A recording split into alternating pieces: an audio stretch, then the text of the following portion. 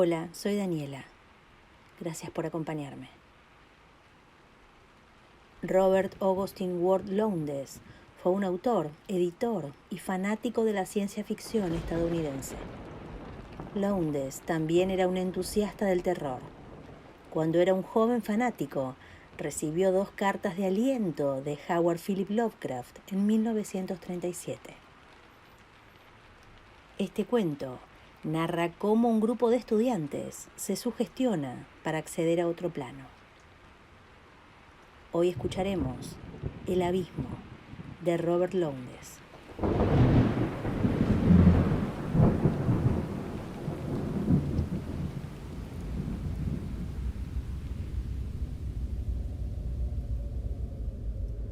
Sacamos el cuerpo de Graf Norden, envueltos por la noche de noviembre, bajo las estrellas que resplandecían con un brillo tan terrible que resultaba insoportable, y condujimos el auto enloquecidos, frenéticamente, por la carretera que subía hacia lo alto de la montaña.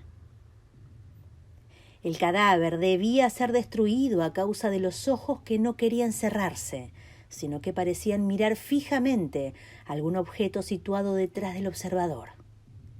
El cadáver que había perdido toda la sangre sin que presentara la más ligera traza de una herida. El cadáver cuya carne estaba cubierta de marcas luminosas, de arabescos que se desplazaban y cambiaban de forma ante nuestros ojos. Encajamos el rígido cuerpo que había sido Graf Norden tras el volante. Pusimos una mecha en el tanque de gasolina, la encendimos y luego empujamos el vehículo hasta el borde del camino, desde donde se precipitó envuelto en llamas hacia la ruta principal, un meteorito flamígero. No fue hasta el día siguiente que nos dimos cuenta de que todos habíamos estado bajo el poder hipnótico de Durin. Hasta yo lo había olvidado. De no ser así, ¿cómo hubiéramos podido actuar tan alocadamente?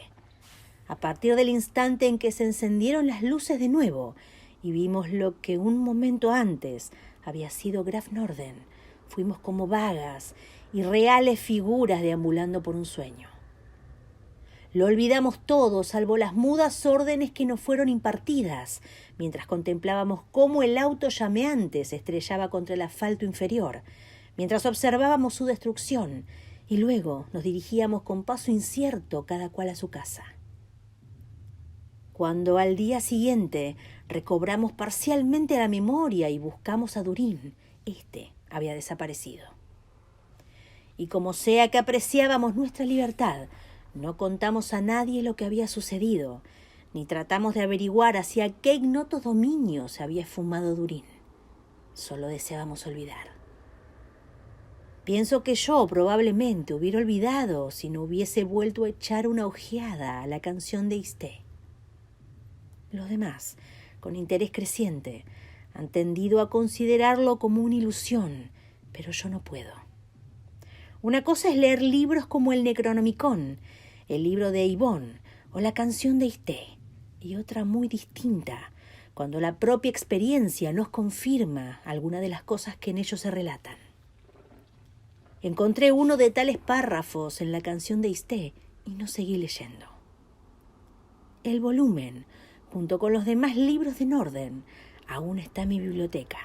No lo he quemado, pero no creo que lo vuelva a leer jamás. Conocí a Graf Norden en 1930 en la Universidad Darwich, en la clase de Historia Medieval y del Renacimiento Temprano del Dr. Held, que era más bien un estudio del pensamiento metafísico y el ocultismo. Norden demostraba un gran interés.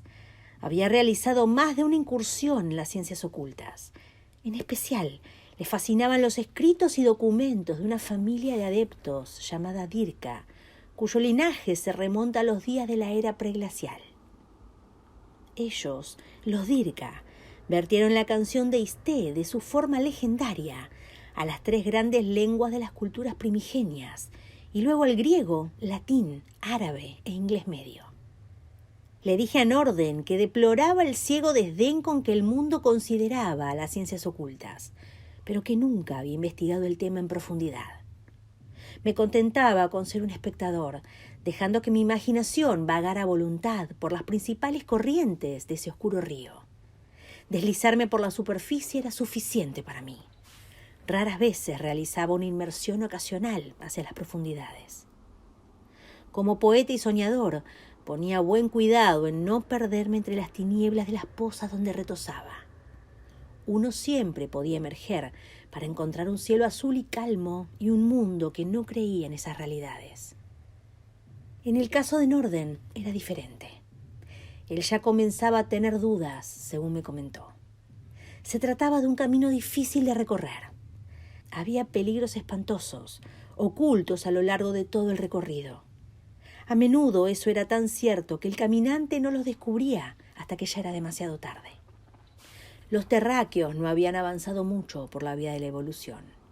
Muy inexpertos aún, su falta de conocimiento como raza constituía una poderosa valla contra los pocos de sus congéneres que buscaban adentrarse por desconocidos caminos. Norden hablaba de mensajeros del más allá y citaba oscuros pasajes del Necronomicon y la canción de Isté.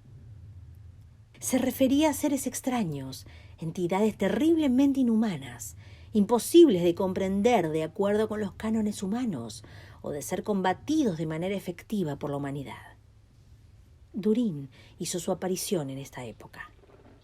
Un día entró en el aula durante el curso de una conferencia. Más tarde, el doctor Hell nos lo presentó como un nuevo miembro de la clase, procedente del extranjero. Había algo en Durin que despertó inmediatamente mi interés. No logré determinar a qué raza o nacionalidad podía pertenecer. Era lo que podría decirse bello. Cada uno de sus movimientos poseía gracia y ritmo. Sin embargo, bajo ningún aspecto podía considerarse afeminado. El hecho de que la mayoría de nosotros le eludiera no le perturbaba en absoluto.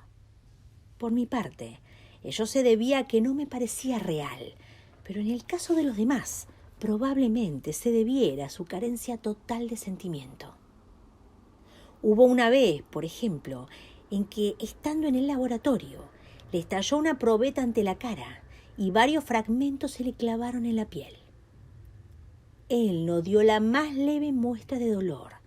Rehusó todas las expresiones de atención de parte de algunas jóvenes y procedió a continuar con su experimento en cuanto el médico terminó de atenderle. El acto final comenzó una tarde, cuando conversábamos acerca de la sugestión y el hipnotismo y discutíamos las posibilidades prácticas de la materia. Colby presentó un argumento extraordinariamente ingenioso en contra. Consideró ridículo asociar los experimentos en transmisión de pensamiento o telepatía con la sugestión y llegó a la conclusión final de que el hipnotismo, al margen de los medios mecánicos de inducción, era imposible. Fue al llegar a este punto cuando Durin intervino. Lo que él dijo no puedo recordarlo, pero todo concluyó con un desafío directo a Durin para que demostrara sus acertos. Norden permaneció callado durante el curso de este debate. Estaba más bien pálido y trataba, según pude notar, de hacerle una señal de advertencia a Colby. Esa noche fuimos 5 los que nos reunimos en casa de Norden. Granville, Chalmers, Colby, Norden y yo. Norden fumaba un cigarrillo tras otro, se mordía las uñas y hablaba solo en voz baja. Sospeché que algo anormal estaba sucediendo, pero de qué se trataba no tenía la menor idea. Luego llegó Durin, y la conversación, si así puede llamarse, cesó.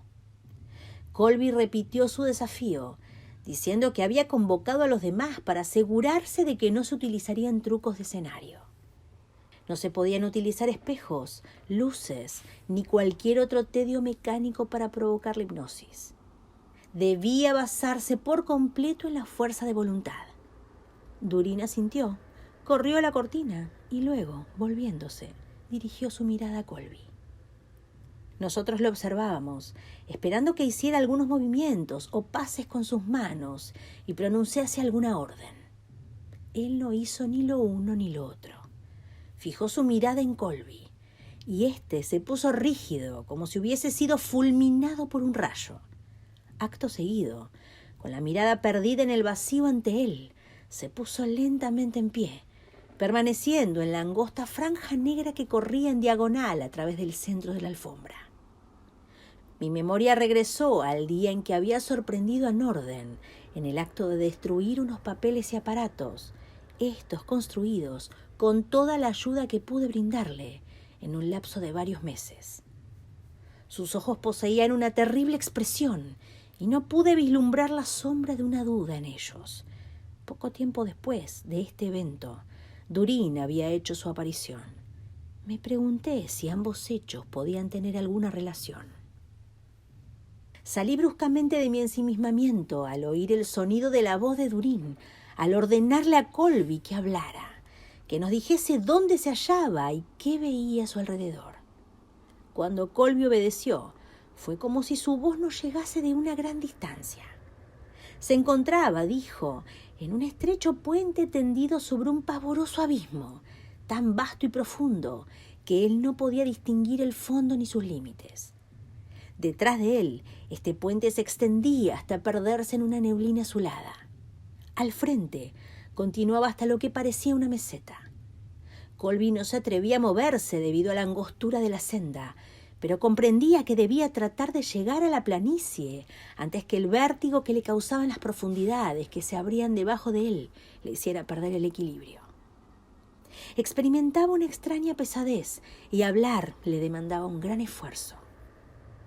Al enmudecer la voz de Colby, todos mirábamos fascinados la estrecha franja negra en la alfombra azul. Aquello, pues, era el puente sobre el abismo. Pero, ¿qué podía causar la ilusión de profundidad? ¿Por qué su voz parecía venir de tan lejos? ¿Por qué sentía aquella pesadez? La planicie debía de ser la mesa de trabajo situada en el otro extremo de la habitación. La alfombra llegaba hasta una especie de tarima, sobre la cual estaba colocada la mesa de Norden, cuya superficie se levantaba a unos 2 metros del suelo. Colby ahora comenzó a caminar con lentitud por la franja negra, moviéndose con extremo cuidado, al igual que una figura proyectada con cámara lenta. Sus miembros parecían pesados, respiraba agitadamente. Entonces Durin le ordenó que se detuviera y mirase al fondo del abismo con precaución y que nos contara lo que allí viese. En aquel momento, nosotros examinábamos de nuevo la alfombra, como si jamás la hubiésemos visto y no supiéramos que no presentaba motivo decorativo alguno, salvo aquella única franja negra en la que ahora Colby se encontraba de pie. Escuchamos de nuevo su voz. Dijo al principio que nada veía en el abismo bajo sus pies. Luego se le cortó la respiración, se tambaleó y casi perdió el equilibrio. Vimos que el sudor le cubría la frente y el cuello, empapando su camisa azul. Había cosas en el abismo, nos contó con roncos acentos en la voz, grandes formas que eran como burbujas de absoluta negrura, pero que estaba seguro de que tenían vida. De la masa central de su ser, Colby veía surgir tentáculos fibrosos, increíblemente largos. Se movían hacia adelante y hacia atrás, en sentido horizontal, pero aparentemente no podían desplazarse en dirección vertical. Pero las cosas no estaban todas en el mismo plano. Cierto era que sus movimientos se producían solo horizontalmente en relación con su posición, pero algunas se encontraban en sentido paralelo a él y algunas en diagonal. A lo lejos podía distinguir cosas en posición perpendicular. Ahora parecía haber muchas más de las que él suponía. Las primeras que había visto estaban muy lejos, en el fondo, ajenas a su presencia. Pero éstas le percibían y estaban tratando de alcanzarle. Ahora se movía más rápidamente, nos dijo, pero para nosotros aún caminaba con lentitud. Miré de soslayo a Norden. Él también sudaba profusamente. Entonces se levantó y, acercándose a Durin, le habló en voz baja para que ninguno de nosotros pudiera oírle. Comprendí que se refería a Colby y que Durin no quería acceder a lo que Norden le pedía. Luego me olvidé momentáneamente de Durin al escuchar de nuevo la voz de Colby, que temblaba de espanto. Las cosas extendían sus tentáculos hacia él. Se elevaban y caían por todas partes. algunas muy alejadas, otras horriblemente cercanas. Ninguna había encontrado el plano exacto en que él pudiera ser capturado. Los ávidos tentáculos no le habían tocado, pero aquellos seres ahora sentían su presencia. Estaba seguro de ello. Y temía que tal vez pudiesen alterar sus planos a voluntad, aunque parecía que actuaban a ciegas, pues aparentemente eran seres bidimensionales. Los tentáculos que se proyectaban hacia él eran fibras totalmente negras. Una terrible sospecha se despertó en mí al recordar alguna de las primeras conversaciones con Norden y rememoré ciertos pasajes de la canción de Aise. Intenté levantarme, pero mis miembros carecían de fuerza. Solo podía permanecer irremediablemente sentado y mirar. Norden todavía seguía hablando con Durin y vi que estaba muy pálido. Pareció retirarse. Luego se volvió y se dirigió a un armario. Extrajo un objeto y se acercó a la franja de la alfombra sobre la que Colby estaba de pie. Norden hizo un movimiento de asentimiento a Durin y entonces vi lo que tenía en la mano. Era un poliedro de aspecto cristalino. Poseía, sin embargo, un resplandor que me causó un sobresalto. Desesperadamente traté de recordar la significación del objeto, pues yo sabía, pero mis pensamientos eran interrumpidos, según parecía, por alguna fuerza, y cuando Durin posó su mirada en mí, hasta la misma habitación pareció oscilar. Una vez más se hizo audible la voz de Colby, esta vez preñada de desesperación. Temía no poder llegar nunca a la planicie. En rigor, se encontraba a 1,5 metros escaso del final de la franja negra y de la tarima sobre la cual descansaba la mesa de trabajo de Norden. Las cosas, decía Colby, estaban más cerca ahora. Una masa de tentáculos entretejidos acababa de rozarle el cuerpo. Entonces nos llegó la voz de Norden. También parecía provenir de muy lejos. Llamó mi nombre. Aquello era algo más, dijo, que mero hipnotismo. Se trataba, pero entonces su voz se debilitó y percibí el poder de Durin ahogando el sonido de sus palabras. De cuando en cuando lograba distinguir una frase o unas pocas palabras inconexas. Pero de todo ello pude colegir lo que estaba sucediendo. Se trataba en realidad de un viaje transdimensional. Nosotros solo nos imaginábamos que veíamos a Norden y a Colby de pie en la alfombra, o quizás era mediante la influencia de Durin. La dimensión sin nombre era el hábitat de aquellos seres de sombra. El abismo y el puente sobre el cual se encontraban los dos eran ilusiones creadas por Durin. Cuando lo que Durin había planeado hubiera concluido, nuestras mentes serían exploradas y nuestros recuerdos condicionados de tal manera que solo rememoraríamos lo que Durin quisiera que recordáramos. Norden había conseguido llegar a un acuerdo con Durin, acuerdo que él debía respetar. Como consecuencia, si ambos llegaban a la planicie antes que les tocaran aquellos seres, todo estaría en orden. Si no... Norden no especificó qué sucedería, pero dio a entender que les perseguirían al igual que el cazador persigue a su presa. El poliedro contenía un elemento que repelía a los extraños seres de sombra. Norden estaba a corta distancia detrás de Colby. Nosotros podíamos verle apuntando con el poliedro. Colby habló de nuevo, diciéndonos que Norden se había materializado a sus espaldas y que había traído consigo una especie de arma con la cual podía mantener a distancia a los seres extraños.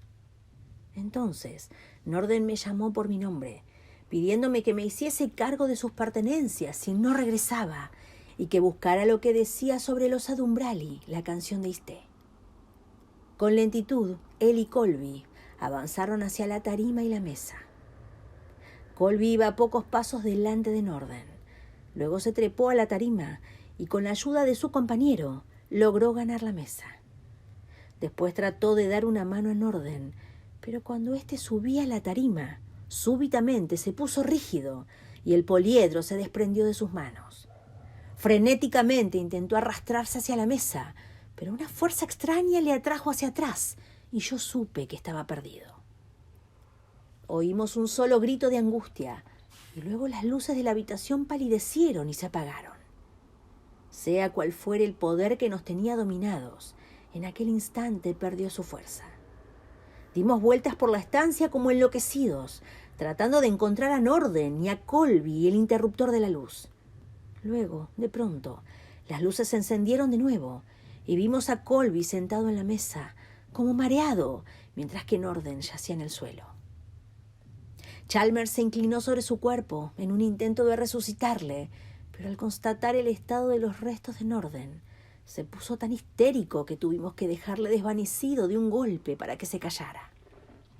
Colby nos siguió como un autómata, aparentemente sin saber lo que había sucedido.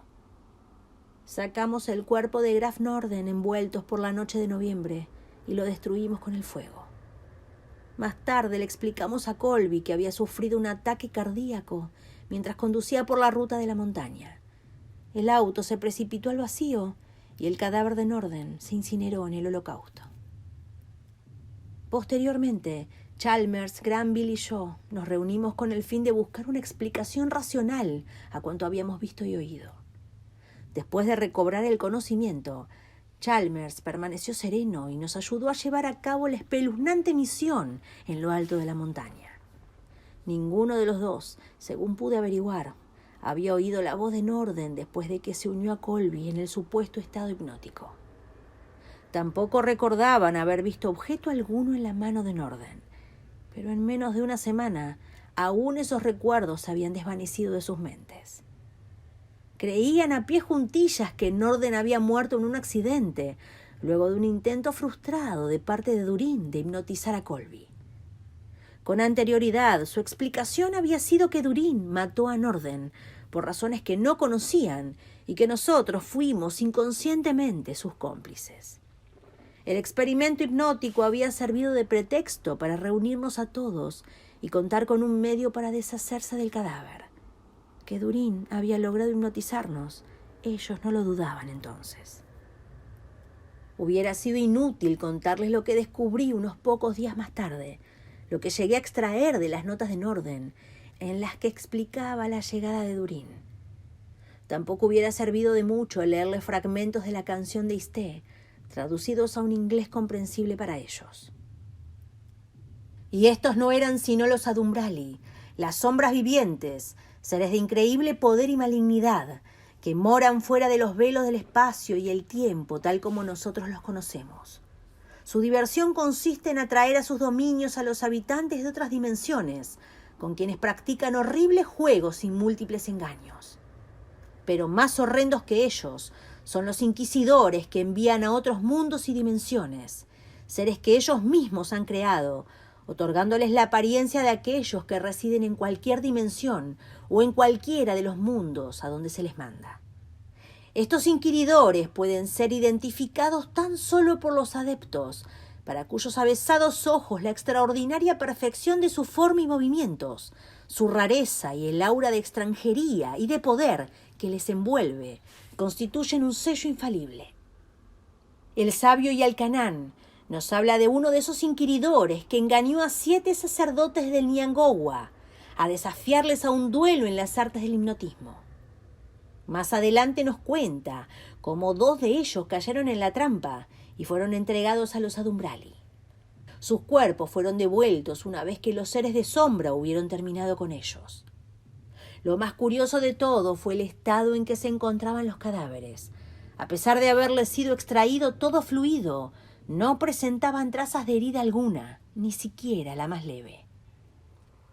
Pero lo más horroroso eran los ojos, que no podían cerrarse y parecían mirar fijamente, con desasosegada expresión, más allá del observador, y las extrañamente luminosas marcas en la carne muerta, los curiosos arabescos que parecían moverse y cambiar de forma ante los ojos del testigo.